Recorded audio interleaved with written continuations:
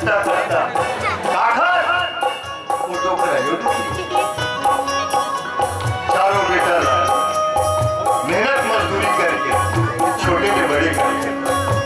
बड़े बड़े स्कूल में पढ़वा थे। चारों बेटा पर 4 ठन बड़े बड़े घर, चारों बेटा पर 4 ठन प्लाट बोर वाले और चारों बेटा पर 4 ठन सुंदर सुंदर बहू डाले। वो टुकड़ा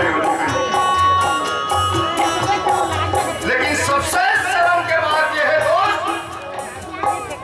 कि वो 4 बेटा और 4 बहू मिलके एक झंडुकड़ा एक झंडुकड़ी एक जोर खा लिए लाली कारण बनवा के भेजे थे जाओ होकर के चाऊ छोड़ने और वृद्धा पेंशन छोड़ छोड़ के जीवे की तब पता चलते काका 4 बेटा नाम की गौरी के ना